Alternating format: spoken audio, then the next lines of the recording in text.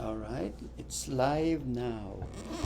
Let's pray, Sister Melanie. Good evening, brothers and sisters. Let us pray. We praise you. We give glory to your name, Father God. Father, we thank you for tonight. We are grateful and thankful for the opportunity to gather once again this platform, Zoom, to study your word. Thank you, Father, for a blessed day, for protection and provision you have given to us throughout the day. Forgive us, Lord, for our sins. Cleanse us, Father God, from our unrighteousness. As we begin to study, Lord, Father God, enlighten our minds, touch our hearts, and open our ears to hear your word, O Lord. Help us to understand the scriptures, O Father, that we about to hear, and help us to meditate upon it, O Lord God. May the Holy Spirit guide us and lead us in our study tonight, in finding your will for us, O Lord, to deepen our faith as we seek to know you more and your will for our lives. We ask and I pray, Father God, that you will bless Pastor Purdy of your wisdom, of knowledge, and guidance on his teaching tonight, Father. I thank God, Father, for all the teachers and all the preachers in our midweek study. You know all of them by name, O Lord. Thank you, Lord, for giving them a gift of teaching, O Lord God. I pray, Father God, that they will not grow weary in preparing and teaching about your word. And for our brothers and sisters in our church family in New York, Father God, who are experiencing financial difficulties, I pray, Father, that I pray for financial breakthrough, Father God. Provide for their needs, O Lord. And for those who are sick of any illnesses or any form of cancer and any diseases, O Lord, I pray for complete healing and comfort, Father God. And I pray, Lord, for peace in the world, O Lord. I ask and I pray all of this, Father, in the mighty name of Jesus Christ. Amen. Amen. Amen. Amen. Amen. Good evening. Good evening. Thank you, Sister Melanie, for the prayer. And good evening, everybody. Welcome to Win New York Midweek Fellowship. This is a Bible engagement, and this is live from New York City and live from the beautiful church of Win New York. All right, and I am your teacher for tonight, and we will be talking about the grace of giving. I'm sure you are familiar with the gift of giving. And this teaching will be related to Christmas because it's Christmas season, it's Christmas time. So we will be talking about the giving and the giving of God and the giving of humanity towards God. All right, so if you have anything to share or anybody from Zoom, let us say you want to share something, you want to interject, you want to interrupt, you have some questions, do not hesitate to raise your hands and ask these questions about giving. All right. So again, once again, I would like to welcome everyone, those who are in Zoom and those who are in Facebook. Those who are here in US and outside US, you are welcome tonight. All right, so let's have a very short prayer. Father, we thank you for tonight. Thank you for your goodness. I pray, Lord, that you will anoint your message. I pray, Lord, that you will teach us tonight and you will lead us in the path of righteousness so we may know your plans and your will in our lives. Father, we thank you for tonight. We give you honor and praises in Jesus' name. Amen. Okay, our main passage for tonight is Isaiah, taken from the Old Testament, Isaiah chapter 9, verse 6. And I will read it. For unto us a child is born, unto us a child or a son is given, and the government will be upon his shoulder, and his name will be called Wonderful, my Counselor, Mighty God, Everlasting Father, Prince of Peace. Okay, stop. Very familiar, and we always read this every December or sometimes even not in Christmas. We talk about this passage because this is a comfort given by Prophet Isaiah to the nation of Israel when the Israelites are living in a simple way. You know, the Israelites are living in sinful way during this time. And yet God has prophesied that there will be a punishment to come. God will punish Israel because of their sinful ways. All right? And in the midst of this warning, God gave them encouragement and hope. Okay? That though you, Israel, will receive punishment, but there will be a Savior who is to come. All right? And it is the Lord who gives. It is the Lord who provides. Okay? So in everything that happen in our lives, whether it is good or bad, we have to acknowledge the presence of God in our time. It is very important to know that it is God who caused everything to happen, whether it is good, whether it is bad. Okay, positive or negative, okay, you have to understand that it comes from God. This is the message of Job. Remember, when Job received such a horrible events in his life, and then the wife said, "Curse your God, curse your God and die." And then Job said, "Shall we receive only good things from God and abhor bad things to happen?" All right. So according to Job, whether it is bad or good, we continue and should not stop giving thanks unto God. All right. Because it is God who gives and it is always with a purpose. Okay. If good happens, it has a purpose. If bad things happen, it has a purpose. All right. So now let's relate it to Christmas because it's Christmas season.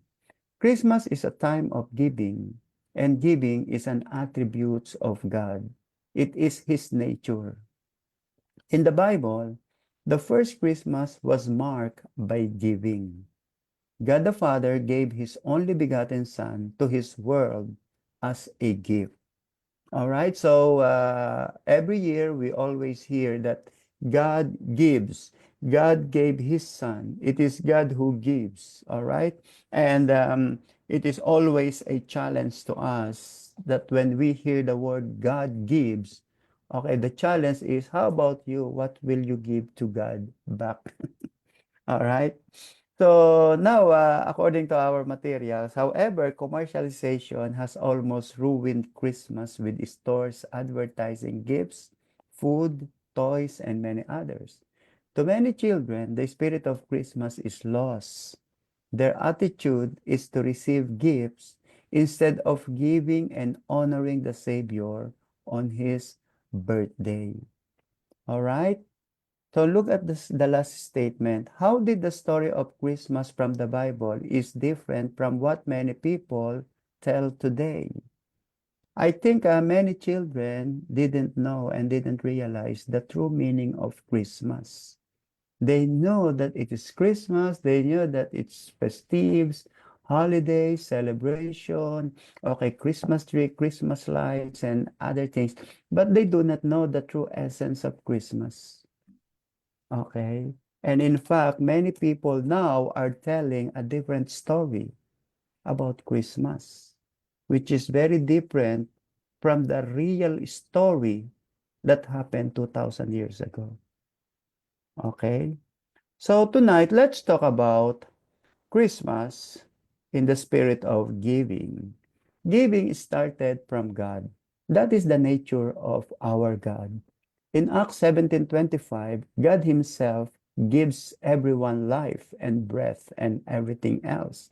So it is God who gives, it is God who started everything. Without God's initiative, nothing will happen. Even your life, okay, First John 5:11, God has given us eternal life, and this life is in His Son. So it is God who gives our life literally. Look at it, like Acts 17:25. It is God who gives the physical life. And then in First John 5:11, it is God who gives another kind of life. So this is the eternal life. And this life is in His Son. So God gives physical life, and then God gives eternal life through His Son. All right, so the Bible talks about two kinds of life, which was given by God to all people. Okay, life, literal physical life, is given by God to all people. But eternal life is given by God through His Son, Jesus Christ. Of course, we understood the meaning of that. And then look at John 1:17. Okay, after giving life and after giving eternal life, God gave the law through Moses. For the law was given through Moses, but grace and truth came through Jesus Christ. So the law, or which is the Torah, which was given by God to Moses, it was not invention by the Israelites. Okay, it was not Israelites who composed it. It is not Moses, or it is not Abraham, or it's not the prophet that composed this law. Okay, it is God who gave this law to Moses and the Israelites, similar to it is God who gives life to Adam, and it is God who gives eternal life to the believers of Jesus Christ. And the climax of all this giving can be found in John 3:16. For God so loved the world that He gave His only begotten Son, that whoever believes in Him should not perish, but have everlasting life. So this life, which is eternal, okay, which is similar in First 5:11, God has given us eternal life. Okay, and then in John 3:16, how did He do that? How did He give us eternal life? He gave eternal life through His Son, Jesus Christ, that whoever believes in Him should not perish but have eternal life. Remember that by believing Jesus, by accepting Jesus, is our first step to receive eternal life. All right, so when we accepted Jesus, when we received Jesus Christ, that is the beginning of our journey. That is the beginning of our journey, similar to the journey of the wise men when they saw the stars. Remember that the wise men saw the stars, but when they saw the stars, that is not the end of the story. That's only the beginning of a very long journey, which is part of this discussion. All right? In Matthew chapter 5:45, God makes His sun rise on the evil and on the good, and send rains on the just and on the just. In other words, this is the provision of God to all people. Okay, this is the grace, the common grace that God gave to all men. Okay, it's not only the believers who receive special privilege from God. In fact, even the non-believers receive blessing from the Lord. Even those who rejected the Bible, even those who rejected the God of Abraham, the God of Israel, and those who rejected Jesus Christ to be the Messiah, they also receive gifts from God, like the sun ray, the rain, the blessing, the food, the wife, the children, the job, salary, money. All of them receive blessing from the Lord because it is the Lord who gives. It is always God who gives. Okay, everything that man needs, God provides. Okay, now let's go to our specific topic for tonight. Let's move on to the story of the wise men. Okay, remember that the wise men were visitors of Jesus Christ, and we were told by the Bible that the wise men gave special gifts to Jesus. Okay, in Matthew chapter 1, verse 11, and when they had come into the house, they saw the young child with Mary his mother, and fell down and worshipped him. And when they had opened their treasures, they presented gifts to him, gold, frankincense, and myrrh. All right. Okay, so we are familiar with the story of the wise men. The wise men came all the way from the east, and according to my preaching last Sunday, it was 800 miles away. All right? So from the east, they moved, and it took them many months. Okay, do you know that in the book of Ezra, it took them 5 months to travel from Babylon to Judah? And it could be similar to the travel of the wise men. So they travel, wise men, the wise men traveled. What's the purpose of their travel? They want to look for the newly born king. And look at our materials. In the story of the wise men, we find a progression of faith with action. Okay? When you give, it is not just there is a reason why do you give. Okay? Why do you give to somebody? All right? Similarly, when God gives, he has the reason. When God gave you life, when God gave you eternal life, when God gave you blessing, when God answered your prayer, he has a reason for giving the blessing. Now, similarly, in our case, if you want to give someone something to someone, if you want to give something to someone, you have the reason for doing that. Okay, you will not just give without any reason. You have the reason. Okay, sometimes you want to give something because you love that person. So that is your motivation. Okay, so look at our story. According to letter A, what the wise men gave. Okay, number one, look at this. We find a progression of faith with action. The number one is seeking. They saw the star in the sky and departed following it. So when they saw the stars, remember that these people were wise men. In Greek, they are magoi. Magoi. Okay, when we say magoi, it means wise men, astrologers. They were intellectual people. They were not kings. The Bible didn't say Basileas because in Greek, remember that the original Bible, New Testament, were written in Greek. So the wise men were written as magoi, okay, not basileas, because basileas in Greek means kings, but they were not called kings; they were called magoi. Okay, so when this magoi or when this magi or wise men saw the stars, okay, they just didn't say, the stars appear. Okay, okay, when they saw the stars, because these people are astrologers and they were sky how they were star is how they were is stargazer. Okay, Stargazer. stargazer, they can understand the formation of the stars. So when they understand and interpret the formation of the stars, they began to do action. They began seeking. Okay, they saw the stars in the sky and departed following it. Okay, it is not just like, I saw the stars, that's it. Okay, they began seeking. And how did they do that? Doing the caravan, moving. And then while seeking and moving and doing, they found the place. They went to Jerusalem inquiring of Herod where the baby was.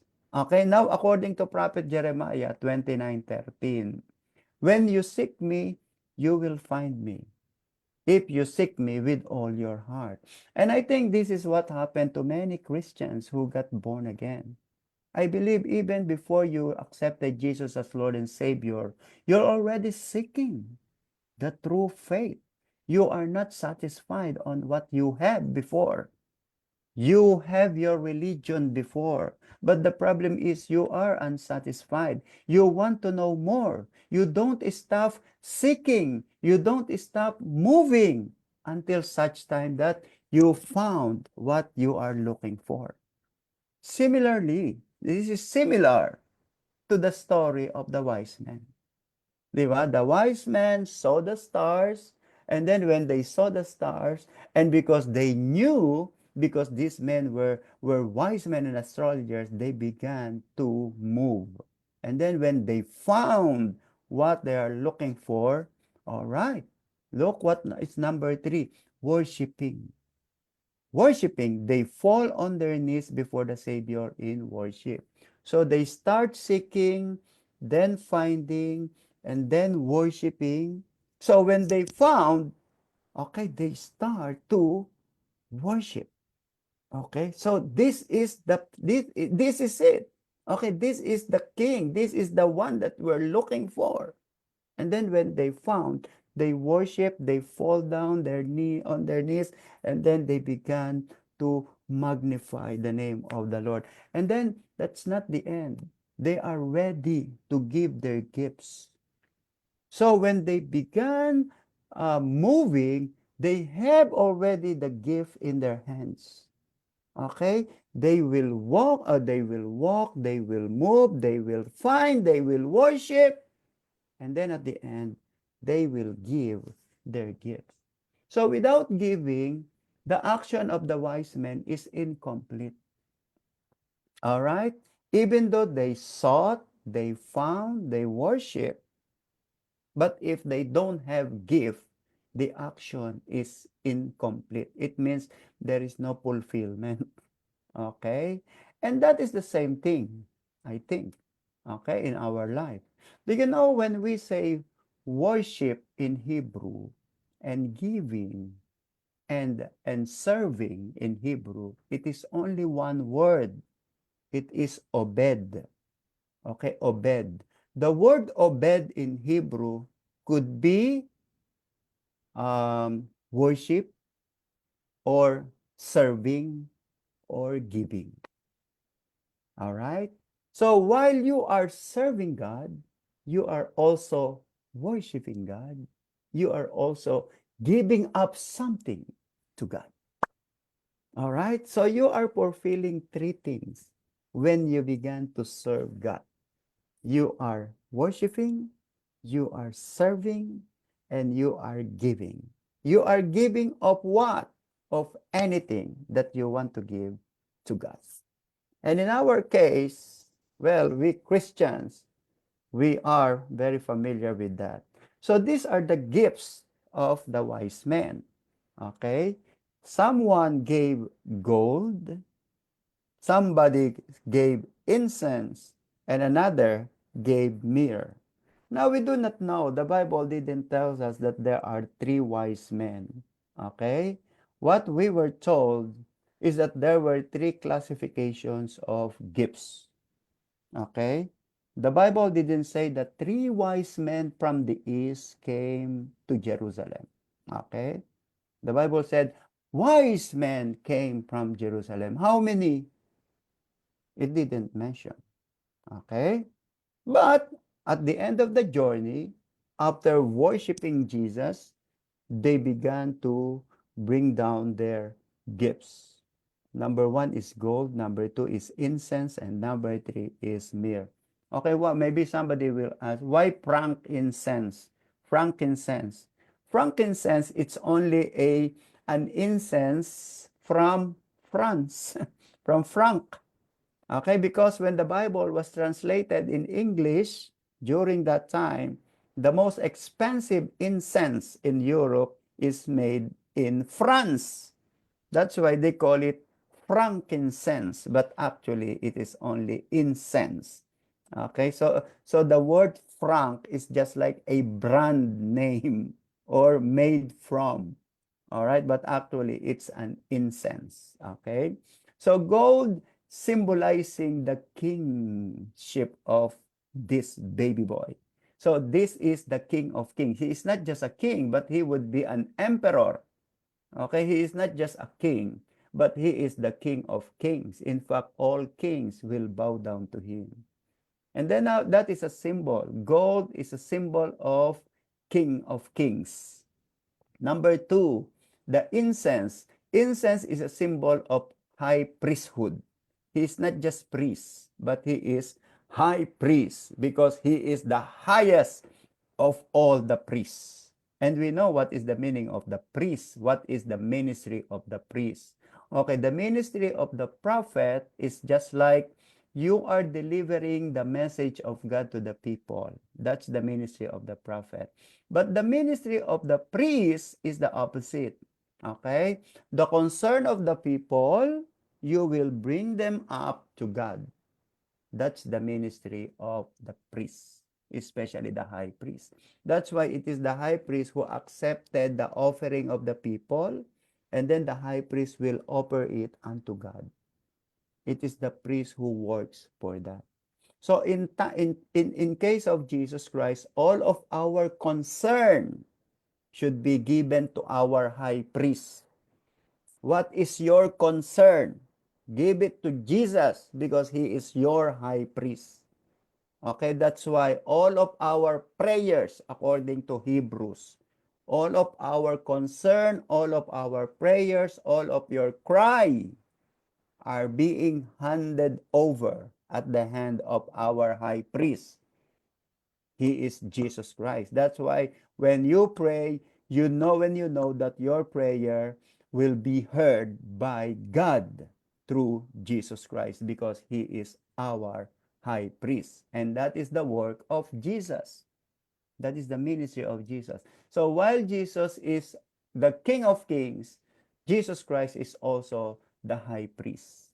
All right. And then number 3 is myrrh. Myrrh is a symbol of death. In other words, this baby will one day our suffering Savior. He is not just a Savior. Okay, he is a Savior. But he is not just a Savior like other Savior of the world. But he is a suffering Savior. He will bear all of our sins. He will bear all of our punishment. He will put that on his shoulder because he will suffer for our salvation. And that is symbolism for this mirror. All right? Okay, so these are the gift of the wise men. Some gave gold, some gave incense, some gave myrrh. Now, if you are one of the visitors of Jesus during that time, what gift will you give?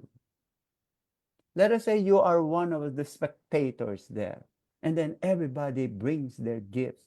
How about you? All right. Right now, if you will be there, or if God will ask you, what gifts will you give me, Ferdy? What gift will you give me, Melanie, Brenda, Jonas, Senaida, and Michael?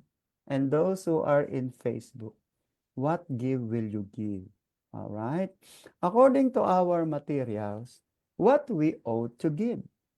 Number 1, our whole body to the things of God. All right?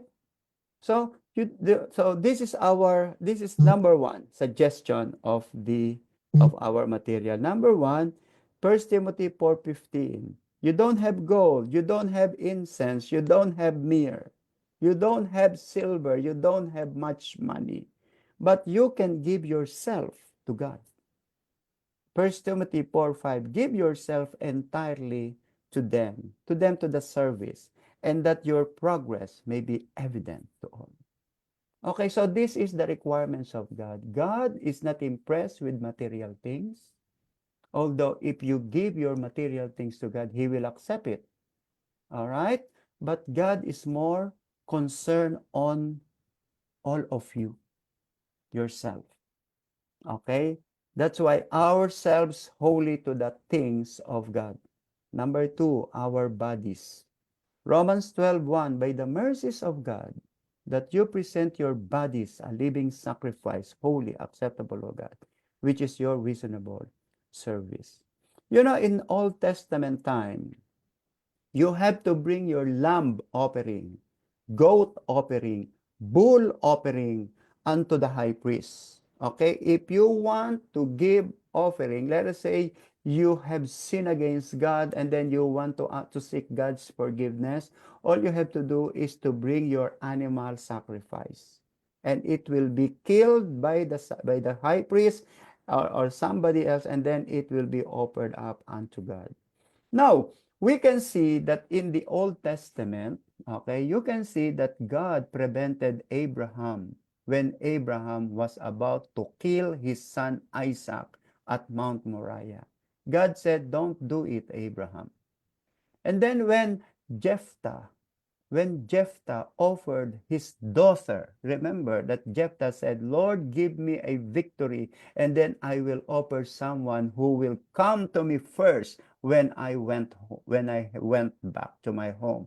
And then the first person to grace her and to celebrate with her was his daughter. And then Jephthah has no choice but to kill and offer his daughter unto God. Okay, so we know that that is unacceptable to God because God does not accept human sacrifice. In fact, as early as the time of Abraham, God doesn't want human sacrifice. Okay, when God asked Abraham to offer his son Isaac, it was just a test. Okay, it was just a test. It was not actually a requirement. It was only a test because the surrounding nation of Abraham offered their sons to their God. Now, the question of God is, what if I will ask Abraham to offer his son? Will he do that? And then Abraham obeyed God. And then for God, it was just a test. And God was impressed to the faith of Abraham. So, when God stopped Abraham, it tells us that God does not require human sacrifice.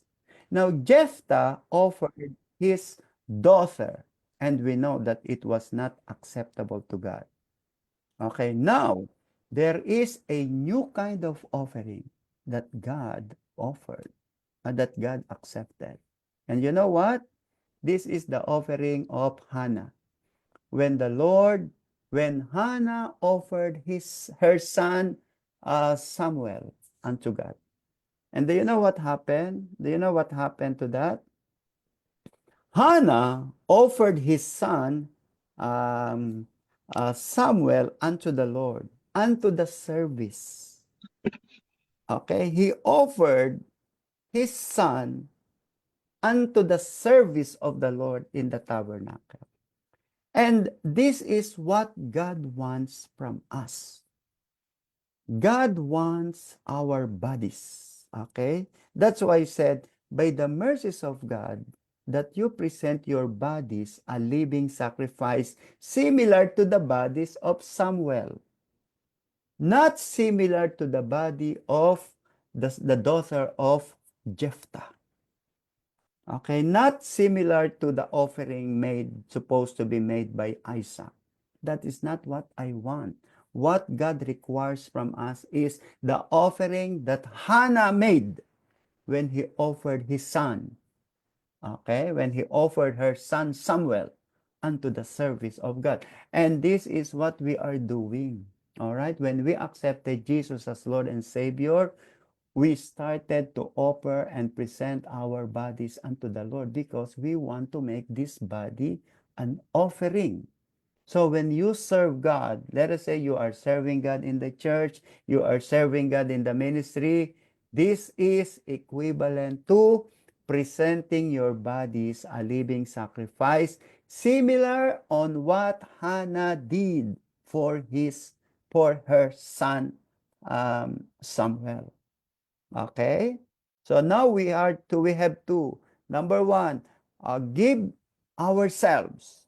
Number two, give our bodies. Okay, when we say ourselves here in number one, it means our whole being, including our mind, our decision making, everything. And then number two, our bodies. Your body belongs to God. All right? The whole physical body. And then number three is give your time to serve God. Okay? Ephesians chapter 5:6.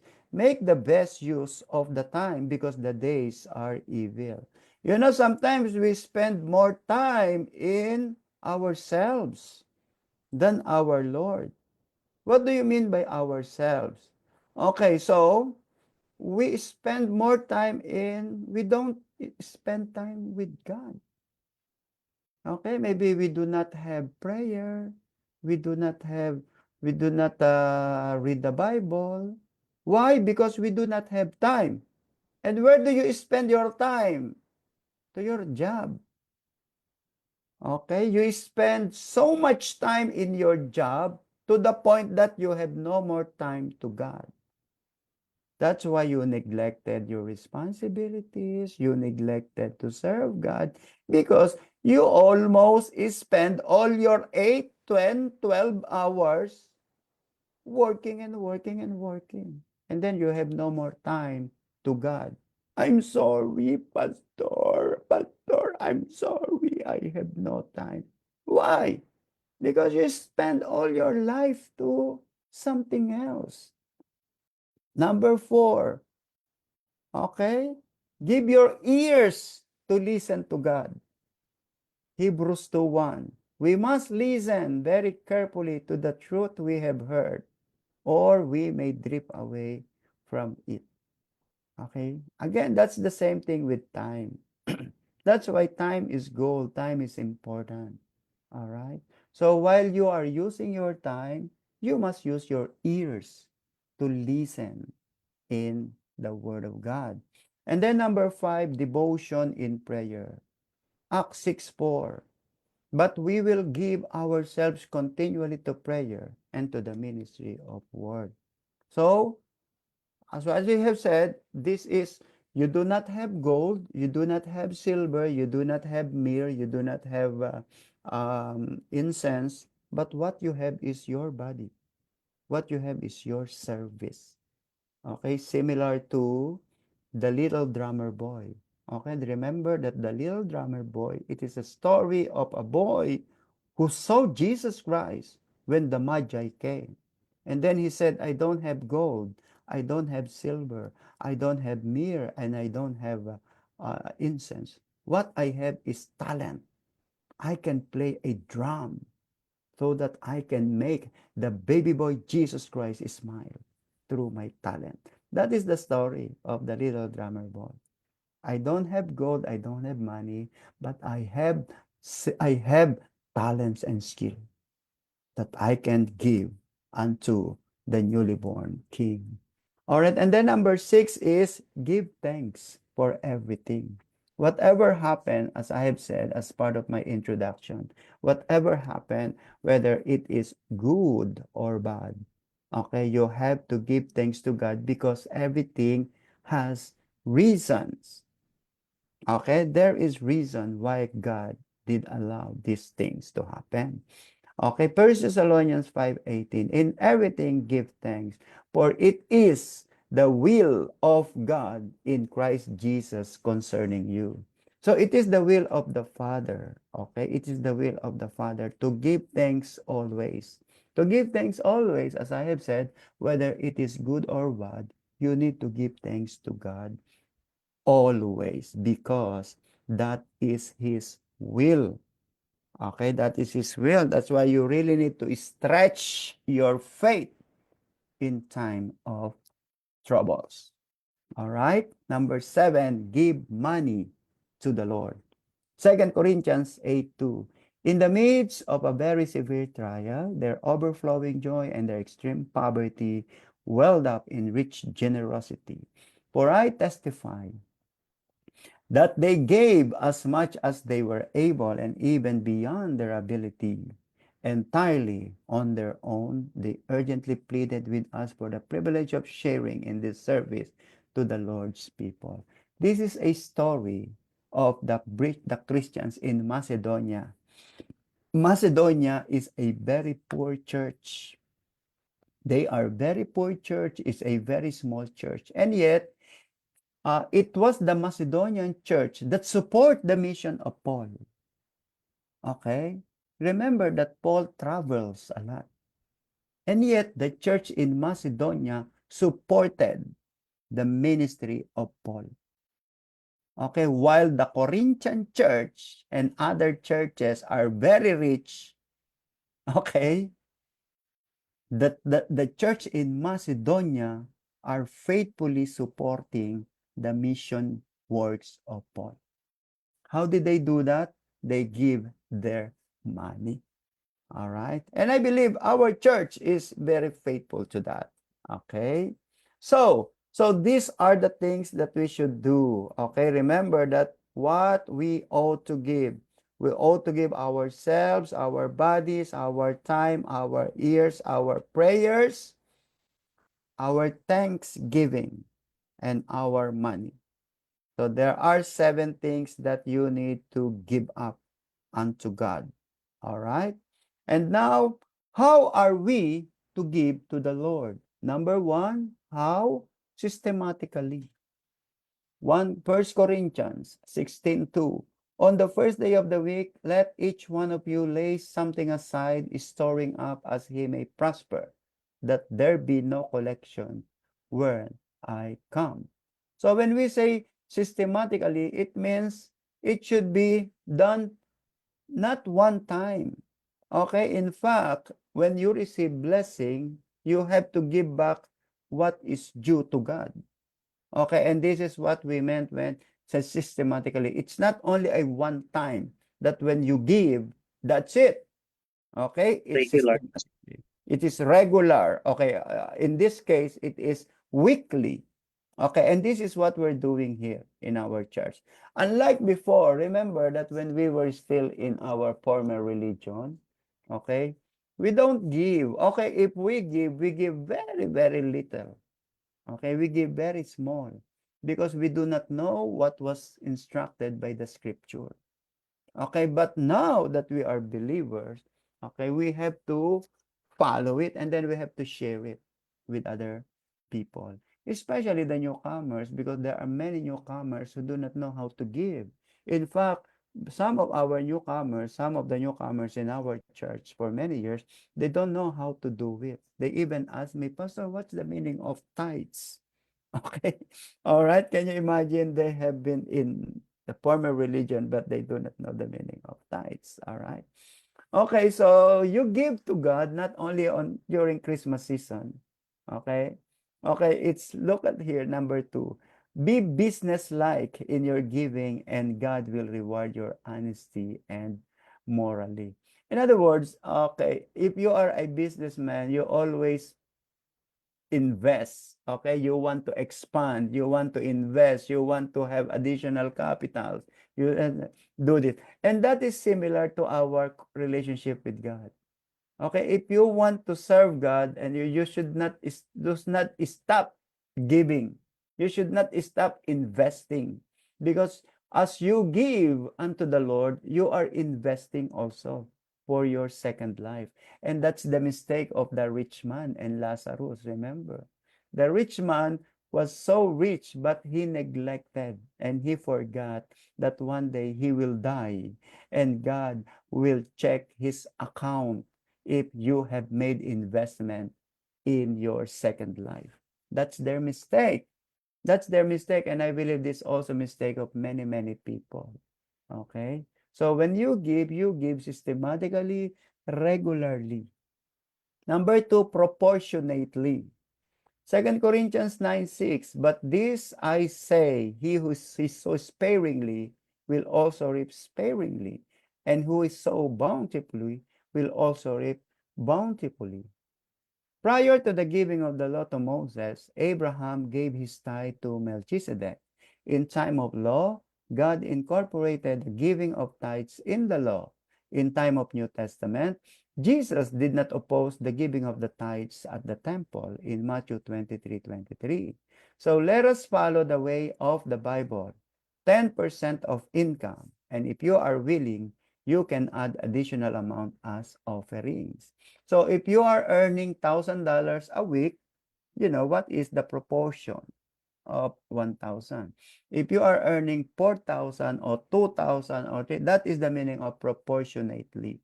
If you're earning 500 a week, so $50 is your proportionate giving. All right? But if you don't earn, well, why will you give? Now, if you are convicted to give, you can still give. That's why it says here, you can add additional amount as offering. All right? So, what you sow, you shall reap. Okay, what you sow, you shall reap. And then number 3, cheerfully. You have to give with joy. Okay? 2 Corinthians 9:7. So let each one give as he purpose in his heart, not grudgingly or of necessity, but for God loves a cheerful giver. That is the same thing, you know. It's not only in giving money or giving your tithes. Not only, it's only a small portion. Okay? Because when you give your life to God, it means you give everything. Okay, let us say you said, I surrender everything to the Lord. I want to surrender and I want to give my life. I want to give everything unto God. It means everything. Every blessing that you receive, it means you want to give it back to God. We always say, Lord, we give you back all the glory, the honor, the power. All right, di ba? We say, Lord, I receive your blessing. Okay, and then King David said also, Lord, I bring back the blessing to you. How do you do that? Okay, we bring you back all the glory. We bring you back all the glory. How about bringing back the blessing? You receive the blessing and then bring back the blessing.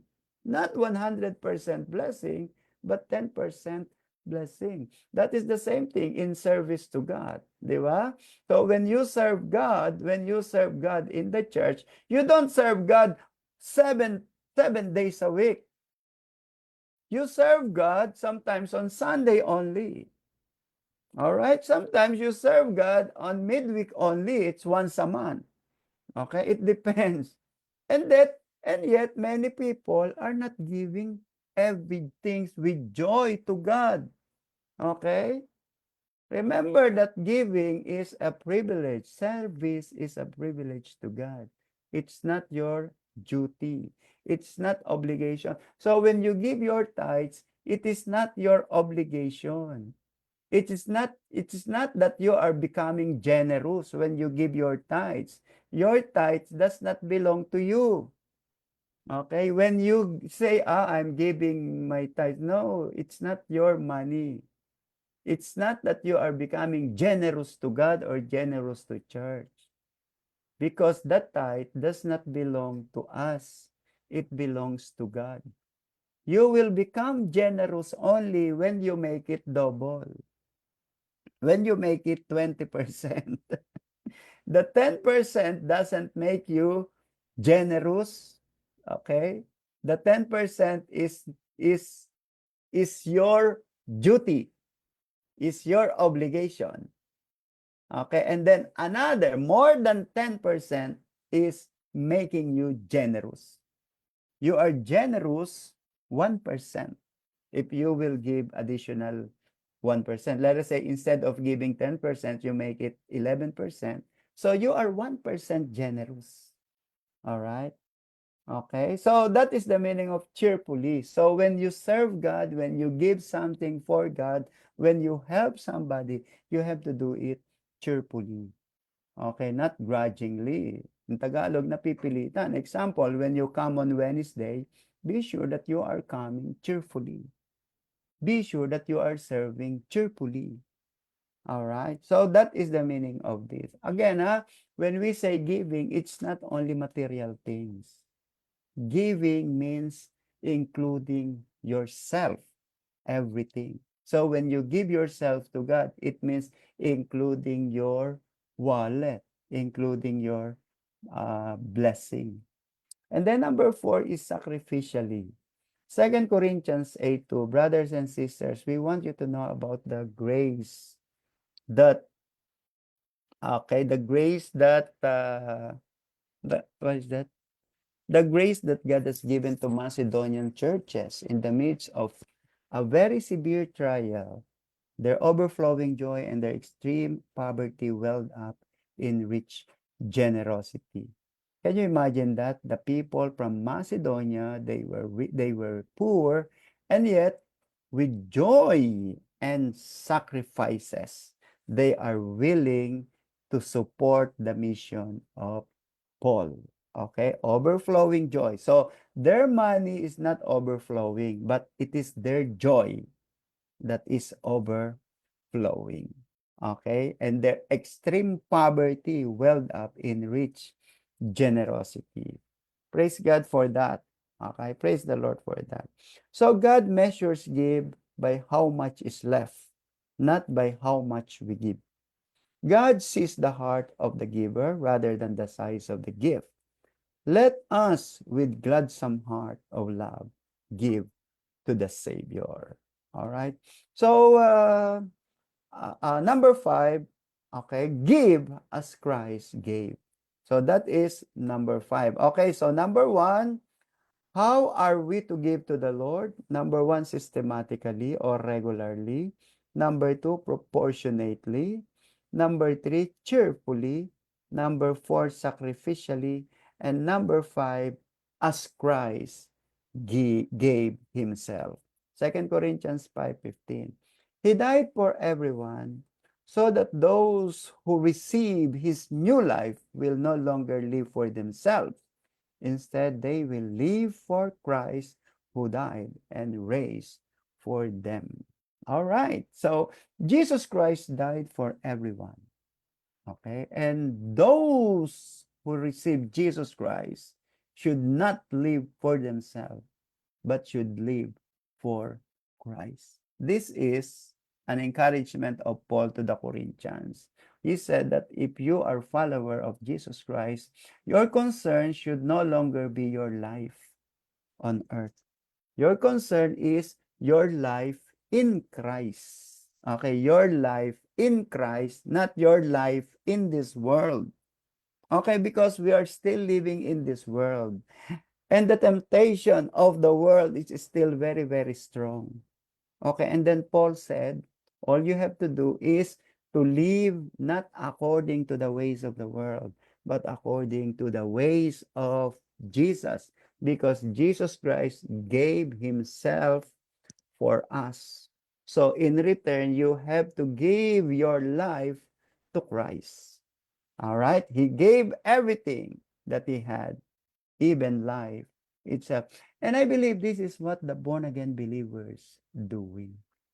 Most of the Christians, I believe, maybe 70, 80% or 85% of the believers have surrendered everything to Jesus Christ.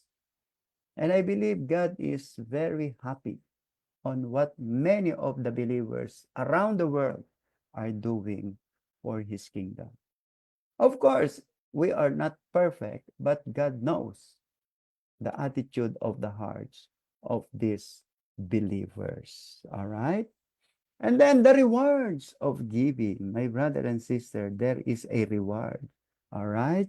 So when you give up everything for God, you are having your reward in this world and in the world to come. Number 1, our gift, though small, surely delight the hearts of the Father in heaven. Luke 2:21:1, and he looked up and saw the rich putting their gifts into the treasury. And he saw also a certain poor widow putting in 2 mites. So he said, truly I say to you that this poor widow has put in more than all. So this is our example from the Bible that God does not look at the bigness of our gift. All right? God doesn't look at the bigness. You know, if you are sincere and if your giving is big, well, praise the Lord. All right? Okay, it is just like uh if you are uh, are poor and you give almost more than what you can, wow, praise God. Praise the Lord. Okay, so again, this one, even though it's small, okay, though God saw the sincerity of your heart, God will honor that. God will honor that. Number 2, but again, it is proportionately. Don't follow that say of other religion. No, the most important is you give. Okay, the most important is you give. No, that is wrong. That's the reason why God gave the 10%. Okay, look at that. Huh? The reason why God provided the 10% requirements in the Bible, it is not only in Mosaic law. All right? In fact, even before the written of the law, Abraham has done that already to Melchizedek. There was no law during the time of Abraham, and yet Abraham gave 10% to Melchizedek. And then in time of Moses, God incorporated the 10% to the law of Moses because God wants to have a standard obedience to the Israelites. And in New Testament, God did not oppose the giving by 10% because God or Jesus wants us to have the same standard. Okay, there are many people, if we will not use 10%, there are many people who will say, well, this is only that I can give. The most important is my heart and my gift. All right? But my brother, God knows your heart. God knows that we are insincere. God knows that it's hard for us to obey the law of God. That's why God provided the standard for this. All right? And what if there is no law for that? When you give big, you will become proud. When you give small, probably you will say, well, at least I gave. All right? That's why he gave the standard. He gave this law of 10%. Law before the law before, during the law, and law after the law. 10% before the law, 10% during the law, and 10% after the law, because it is God's standard. And the purpose of God for giving these 10% requirements is not for your money, but for your sincere obedience to God. Your generosity. Are you willing to obey the command of God? All right. Well, if your salary is $100 a week, it means your tithes is 10%. But if somebody else receives $1,000 a week and his tithes is 100, the $10 and 100 is just the same to God. It is just the same. 110 is just the same to God. The way God looks at it is 10%, not $10, not 10, not 100, but it is 10%. That's the mathematics of God. What if your salary is $5,000 a week? It means your tithe is 500. So 500, 100, $10, it is still 10%. And that is the mathematics of God. That is proportionately. All right. So whether it is small, it is big, as long as it meets the standard of God, God will honor it. And that is the reward of giving. You will be rewarded whether your tithes or your offering is small, 10, 100, or 500. It is still 10% as far as heaven's mathematics is concerned. All right. Number 2, blessings follow generous giving to the Lord. The Father gives to us in return. Matthew 7:2, with the measure you use, it will be measured back to you. 20, Acts 20:35, it is more blessed to give than to receive. For sure, I think I have experienced this. And I'm sure you have testified with this, that when you give, immediately God will really bless you. Okay? Because that is the way of God and that is the promise of God. God will give you what is due to you. If you are sincere, God will bless you. And besides, in this Acts 20:35, why did the Bible said it is more blessed to give than to receive? Well, if it is more blessed to give, it means you are able to give. If you are able to give, it means you are blessed. But if you are receiving and receiving, it means you are not blessed. You are not blessed if you are always receiving and receiving because you are always in need. While if you are giving, it means you are always blessed. While if you are always receiving and begging, it means you are always in need. So what situation do you want to have? You are blessed and able to give, or you are in need and you are always begging? Come on. That is the principle of this teaching. That's why it is more blessed to give, because you're always receiving blessing from God. Okay, but if you are receiving, the idea here is you are receiving because you are always begging, and begging. Which one do you want to happen? All right, you are always begging and you are always in need, or you are always blessed because you're always giving and able to give because God gives you blessing. All right, so that is number 2. Okay, blessing follow generous giving to the Lord. The Father gives to us in return. All right, and then number 3, the blessing is not necessarily material abundance, though it very often is. All right, you know what? When God bless you spiritually, the Lord will also bless you materially. If there is something negative happen in your life, there is a purpose in that. There is always the reason. There is always a reason why it happens in your life. Okay? If positive, there is a reason. If negative, there is a reason. And if you don't understand why it happened, you have to pray and seek God's wisdom according to James chapter 1. If you do not understand what happened to you, seek wisdom. All right? Seek wisdom from God, because when you are seeking wisdom from God, He gives liberally. When we say seek wisdom, it means, Lord, give me the reason why it happened to me. Open my eyes, open my spirit, open my understanding why it's happening in my life. That is the meaning of James. Okay, that is the meaning of James, that when trials happen, when something happen negative, you have to seek wisdom.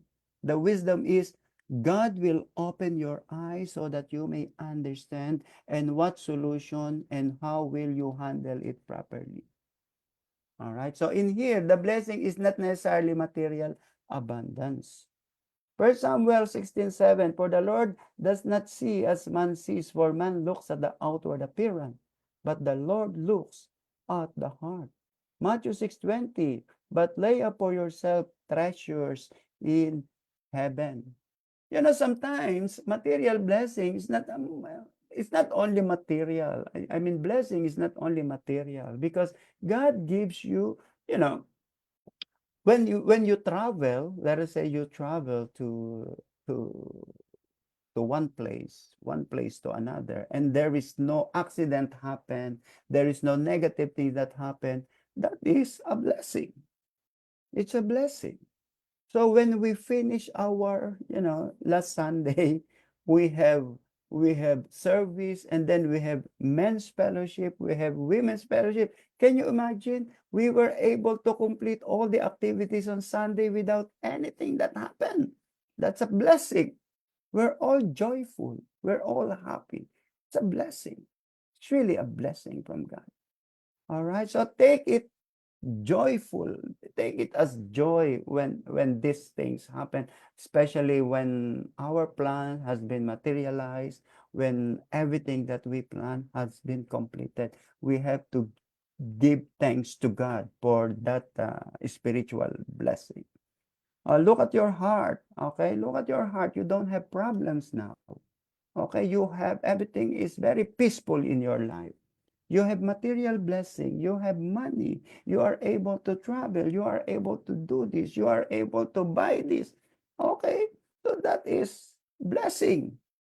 Alright? So, suklian mo yung blessing ng God. The more you should be faithful to God. That is a reward. It's a reward. Okay? Reward of giving. Because you gave up your life, you gave up your money, you gave up your tithes, there is a corresponding blessing. Blessing not only materials, but also peace in your heart. That is the most important. The most important in this world is to have peace in your heart. All right? Of course, you need material blessing. But praise the Lord, if you have material blessing, at the same time, you have peace in your heart. Number 4, reward is God's solemn promise. It's a promise of God. That's why God will not violate His promise. God is not a liar. God is not a liar. When He say, He will fulfill it. And He always say that in the Old Testament and New Testament. When God speaks something, He is willing to fulfill it. Malachi 3:10. Bring all the tithes into the storehouse, that there may be food in my house. And try me now in this, says the Lord of hosts, if I will not open for you the windows of heaven and pour out for you such blessing that will not be room enough to receive it. Again, so this is a promise of God. God said, test me now. Oh, it is just like dare me. Okay, like my preaching on Sunday. Dare me, bring your blessing, bring your tithes unto my storehouse. Okay, and if I will not open the windows. Okay, so if you will do this, God will fulfill His promise. God will protect your business. God will protect your house. God will protect your family.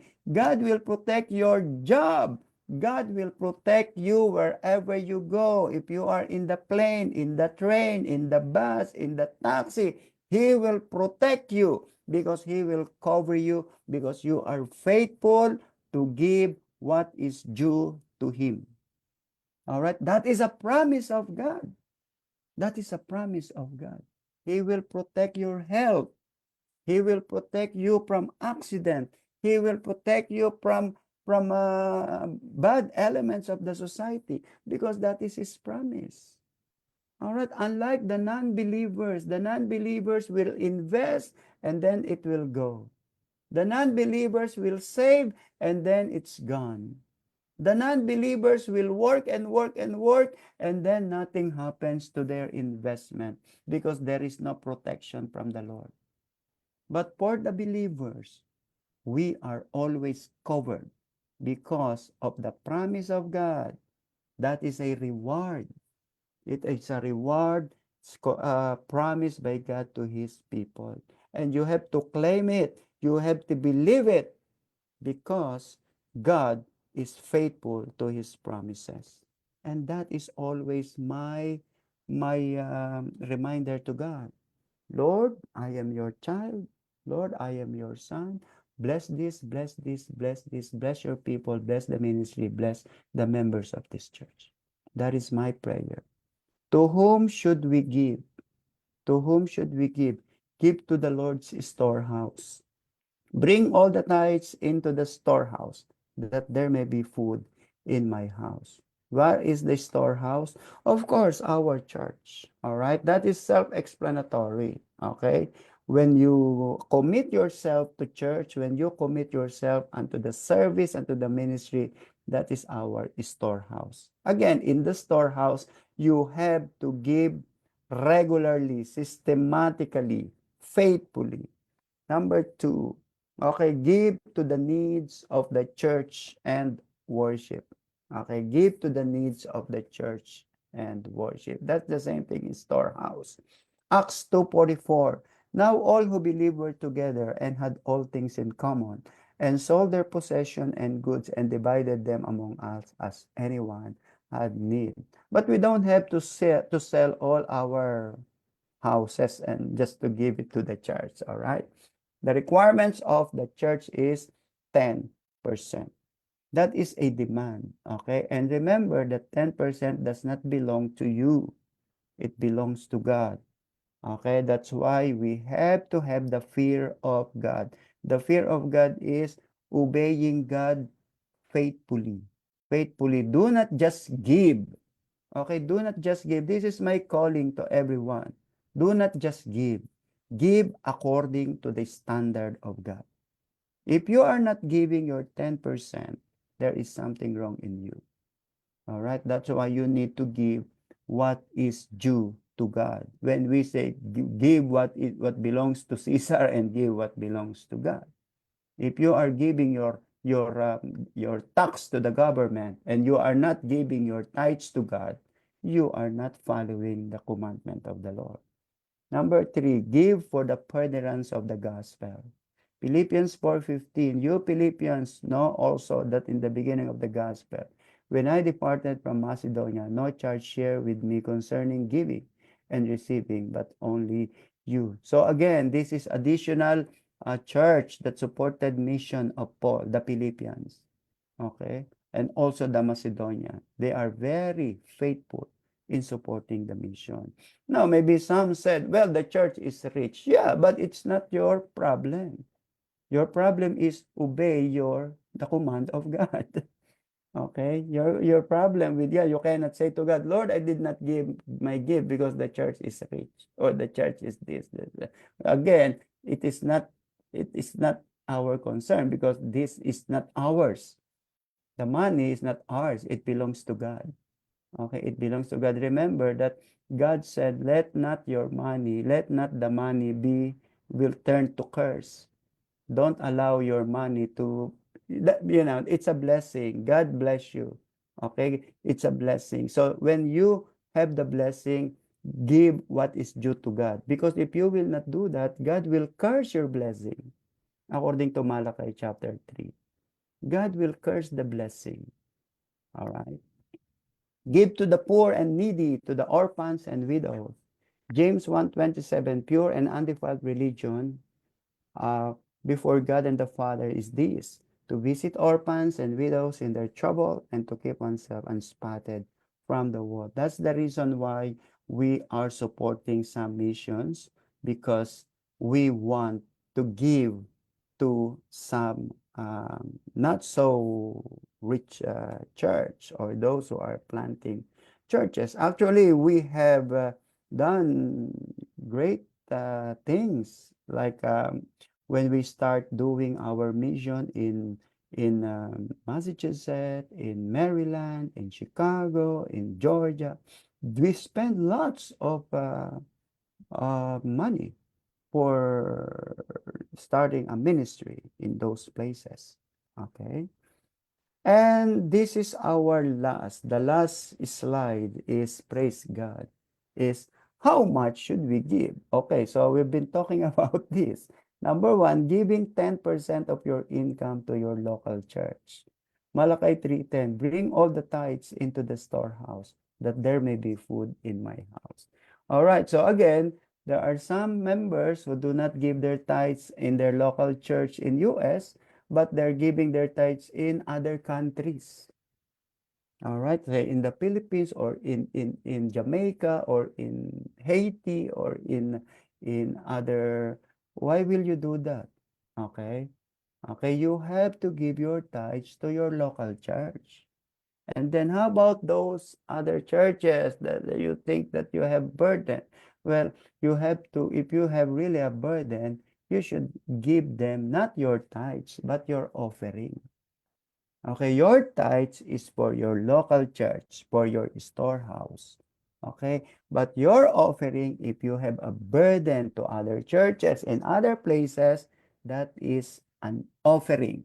That is your love gift to them, not your tithes. All right, not your tithes. All right, you cannot divert your tithes to other church. And this is what I heard from many Christians here in New York. They don't attend in a small church. They go to the big church. And then while they are in big church, they give offering to big church, but they send their tithes to their church in the Philippines, which is wrong. Very wrong. That is erroneous theology. Okay, the Bible said, bring your tithes to the storehouse. Where is the storehouse? Your local church. And where is your local church? If you are in New York, your local church is in New York. If you are in New Jersey, your local church is in New Jersey. That's why you have to bring your tithes to your local church, not in outside, whether they are your home church in the country, but still, that is not your church. Otherwise, you have to go back to your country and attend in that church. That's a mistake. Matthew 23:23. For you pay tithes of mint and anise and cumins, and have neglected the weightier manner of the law, justice and mercy and faith. This you ought to have done without leaving the others undone. So again, 10% sometimes is being criticized by other religious group.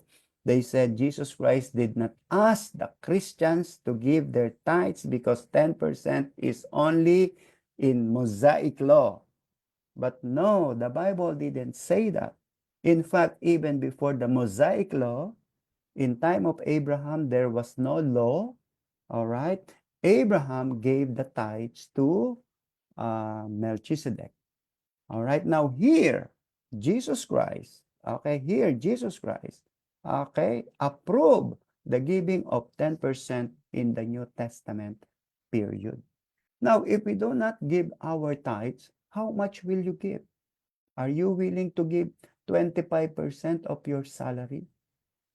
Are you willing to give 30% of your salary? Or you will just give whatever amount you want to give? And will you be satisfied with that, or will you be um, um, what's that having no conscience, negative conviction towards this? Okay, that's why God gave a standard. Okay, this is a standard. All right, but you have to give it regularly. Okay, consistently, systematically. So that's number one. We have to give 10%. As I've said, if you don't give your 10%, you are missing something, and you will miss the fullness of God's blessing. I always say this, my brother and sisters, those who are watching and those who are listening. Let not money be the reason that you will not make it in heaven. Okay? Let not the money be the reason that you will be blocked, that you will not be allowed by God to enter heaven. In Tagalog, huwag pera ang maging dahilan para sumabit ka sa iyong salvation, because there are no robbers, there are no magnanakaw that will be allowed in heaven. Okay, that's why I said, let not money lang yan, it's only money, it's very small things. It's very small thing. That's why this Christmas, my brother and sister, as the Father gave His Son for our salvation, according to 2 Corinthians, let us give our lives. Let's give everything to God. Okay? That we should no longer live according to the pattern of this world. That we will live according to the way of the Lord. Number two, give as one purpose in heart. 2 Corinthians, let each one give as he purposes in his heart, not grudgingly or of necessity, for God loves a cheerful giver. The importance here in 2 Corinthians is the spirit of cheerfulness, the spirit of joyfulness, happy that when you give, you are giving it with joy. And then number three, give bountifully. 2 Corinthians 9:6. But this I say, he who sows sparingly will also reap sparingly, and he who sows bountifully will also reap bountifully. So God gives, He gives you life, He gives you eternal life, He gives you salvation, He gives you future, He gives you reward. He rewarded you in this world and in the world to come. What else do you want? Okay, what else do you want? All right, now, my encouragement again, let not your money, let not your tithes be the reason that you will not make it in heaven. Remember that when God said, it means He will do it. All right? And our conclusion, inadequate giving is evidence of inadequate teaching or of inadequate spiritual life. All right? I will say that again. Inadequate giving is evidence of inadequate teaching or of inadequate spiritual life. It means that the reason why you don't give properly is because you don't know. And the reason why you don't know is because you don't pay attention. And the reason why you don't pay attention because you are too busy of doing other things. Not for the Lord, but for the world. All right? That's it. God bless you. All right. Okay. Pastor Michael, you continue. You still have. Praise the Lord, Pastor. Well, good evening, everyone. So when we talk about giving, it's really hard to be generous if we have not experienced generosity. But then one is without an excuse because He has blessed each one of us. Well, first of all, He had given 100% of Himself so that all of us will have an abundance of eternal life. So when it comes to finances, the Lord bless us not only with stable job, but also He had blessed us with a church community, with a family. And there's always an abundance of reason why we have to be generous because our boss, our Father, our Savior, and our Lord have demonstrated all this. And if we truly receive, and if we are truly blessed, then then the we can reciprocate God by being a generous person. By being a generous person, earlier. So in one of my classes, one of the students was actually trying to help his classmate. So it was so we were in computer lab, and I was laughing. I just said, you know what? Before you even help someone, you should help. You should help yourself first because you're struggling. So how can you struggle in this area and at the same time um, trying to help others? So how can you help one another? Both of you are struggling. So my point being, brothers and sisters, of being generous is that we can show we can demonstrate generosity. We truly surrender ourselves with God.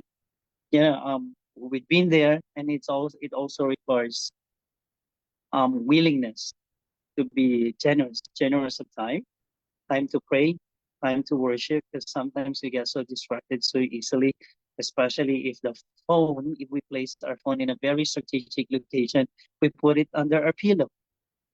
Or sometimes we put our gadget next to us so that when we wake up, we just grab our phone, our gadget right away, and look for any updates or any text message or any what's this? Any notification that was put on silent mode. When it comes to finances, um, when if the government had already withhold taxes from us, then we should also be able to learn how to withhold 10% of God, because the only verse in the Bible that dares to challenge us, it's Malachi 3:10. Test me in this. That's exactly the word of God. If I will not pour out the floodgates of heaven. So God is not just telling us when it comes to finances, not just open the door or the window, it's just floodgates, meaning it's abundance, because we can never outgive God. We can never say, Lord, I am too generous to be your child. No, we're not generous to begin with. But when we test here, it's not testing the power of God. Test here, it's obedience. So the result of being obedient to God, it's the faithfulness of the Lord. So when we proven that God is faithful, then um, we can eventually see the power of the Lord in our lives. Another area also is with our family. Sometimes, we do not have a perfect family, and then when we keep worrying about what's going to happen to our children when they grow up, especially that they are in this very threatening environment, and that's so I would say it's not a perfect fit or it's not a perfect fit, or it's not the same setup as we set up in our homes. But then if our mind is occupied by worriness, then hey, I think it's time for us to wake up, because the generous God is giving us all the clue. He said, do not let your hearts be troubled. So if we're thinking about job, we're thinking about your family, you're thinking about disabilities in life, then that's God. Try Jesus. We just have to step up our faith, because faith comes by hearing and hearing by the word of God. And also faith is the substance of things not seen. Amen. And if that's the truth, then if we do dare challenge God, if we do accept the challenge of the Lord, then we can see the greatness of God, and then we can see the power of God manifested in our lives, because we are blessed. The mere fact that we are saved, God cares so much about us. And He's not just going to abandon us or leave us behind. He doesn't want us to be an orphan. That's why we can call Him our Abba Father. And our Father, it's a generous God. Maybe we struggle financially, and we could ask God, Lord, forgive us. Just give us the passion, the joy to give, so that I would give appropriate to my earnings. So, Pastor. God All bless. right. So, so it is important, especially the believers, especially the old timers, to understand this. All right. You have to understand this. Okay. If you are begging after many, many, many, many years of becoming a believer, you are not growing, you are not becoming stable financially, check your heart. Okay. Check your heart. Lord, what is wrong with me? What is wrong with me? All right. Brother Jonas, you want to say a short message before we close? Yes, Pastor. Thank you for this beautiful teaching. It's very timely, Pastor. It's good. Sometimes we forgot how we can give to the Lord. Although we give, but it's not that wants the Lord. Mhm. It's every Christian struggle. Especially when you are new Christian, that you don't really understand. I was experiencing this. That I heard this before, that they says, "Oh, you need to give your 10%," and I say, "Wow, that's a lot." But as soon as study the Word of God, you understand, and you study the Bible. You understand the meaning. I remember we learned this in our LLDP with Pastor Robert. Robert? Yeah, about this Malachi 3:10, and I say, wow, and I meditated, and well, it's true that if you really give to the Lord systematically, proportionally, cheerfully, and yeah, indeed, God will reward you. God will bless you, and that's my experience about this, Pastor. Praise the Lord. Thank you. So, as we approach the Christmas celebration, so it's timing that is there anything that I need to change? Or is there anything that I need to increase? Maybe God is increasing your blessing. All right. Again, proportionately. Okay, proportionately. Okay, so when God gives you, kasi it is always the question is, it is always the gross. Okay, the gross. that you, otherwise you will remove all the expenses, and then at the end of the day you have only $10 remaining, and then what is 10% of $10? That's $1. All right, so it's already 10, and thank you everybody. Thank you for your passion to learn and to understand the Word of God. Because this is Christmas, this is time for giving, and this is time that we remember that God, it is God who gives. It is God who started to give life, eternal life, law, and our blessing. Everything that we have comes from God. All right, Sister Ida, do you want to close? You want to close in prayer? Oh, you are muted, Sister Ida. Sister Ida, you are muted. Okay. Thank you, Lord, for tonight that Pastor Ferdy revealed to us, that we understand every word of it. Thank you, Lord, that you have chosen us, that from the start, we don't really understand it. And as we go along, we really understand it, especially tonight. Thank you for tonight that we are gathered. And for those who are not in, bless everyone, and let's give us a good rest tonight, and for the whole week. Thank you for everything, Lord, for all the blessings in Jesus' name. Amen. Amen. May the blessing of the Lord Jesus, the love of the Father, the communion of the Holy Spirit be upon us all.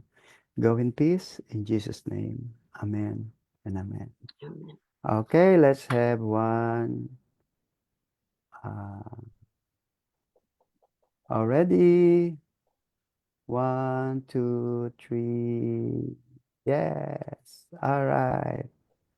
Good night, everyone. Good night, Pastor. Thank you, Pastor Good Philip. Okay. night, You Pastor said Mike. it. everyone. Okay, we Pastor. changed the venue of Bible study. Hindi na kina Gigi. Kina Yes. ano na, kina Sister Melanie na. Sister All right. 1:30, we Pastor, should be there. 1:30, we should be 1:30 there. to 5:30. Yes. 1:30. Yes. Yes. Thank you All very much. right. Pastor, may Yes. Good tanong po night. ako. Oh, You Brother said it. Be Johnny. safe. Regarding sa water dispenser natin, Pastor, may